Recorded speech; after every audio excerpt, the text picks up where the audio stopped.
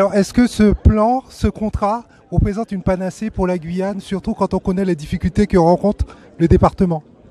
Mais d'abord, ces contrats, ils concernent tout l'ensemble de nos territoires ultramarins. Et j'ai dit, il y a deux piliers. On maintient les ambitions en faisant les réformes, donc il n'y a pas d'économie faite sur les outre-mer. Et à côté de ça, par ces contrats, on investit 2,1 milliards. Rien n'est la panacée. La panacée, c'est l'action collective. C'est que chacun prenne sa part de responsabilité en ayant la bonne part d'investissement.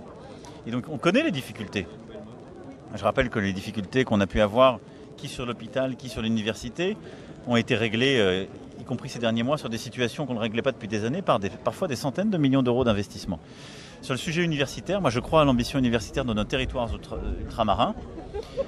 On va continuer, nous, à investir. Je pense aussi que, si vous voulez le fond de ma pensée, on a parfois intérêt à savoir travailler ensemble, ce qui a pu pêcher par le passé. Et donc si on veut des grands pôles universitaires qui rayonnent de l'Amazonie à la Caraïbe, c'est une bonne chose.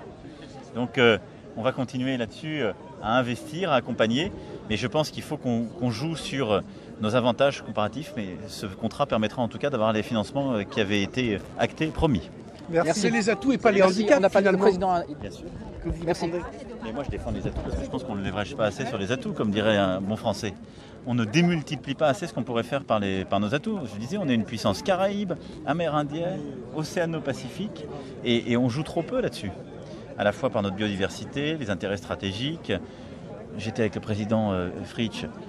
Le tourisme se développe très bien en Polynésie, formidable. Et ils ont fait un travail extraordinaire. On fait un travail aussi sur la mémoire avec les Polynésiens, mais c'est une nouvelle ère qui s'ouvre là. La Polynésie devient un territoire qui est au carrefour des routes stratégiques. Le Chili veut rejoindre l'Asie sans passer par les câbles, les airs classiques. La France doit être là. Et avec son territoire dans la région. Et ben ça a une valeur, ça se rémunère, ça crée de l'activité économique. Vous voyez, il y a des tas de choses comme ça qu'on n'a pas suffisamment forcément assez vues, sur lesquelles on n'a pas assez joué. Ça ne veut pas dire qu'il ne faut pas voir les handicaps pour, si je puis dire, rattraper le retard. C'est tout le but aussi de ces contrats. Mais si on ne regarde que le retard qu'on rattrape, au fond, je n'ai pas envie que nos territoires ultramarins ressemblent à l'Hexagone. C'est pas ça le but. Ils ont une force, une richesse, une diversité, et il faut qu'ils puissent réussir dans cette diversité. Je ne veux pas qu'ils soient tenus en échec. Et parfois, on a assigné les gens en résidence parce qu'il y avait moins d'opportunités, il y avait plus de difficultés. Mais on a parfois trop eu dans notre propre tête qu'un seul modèle.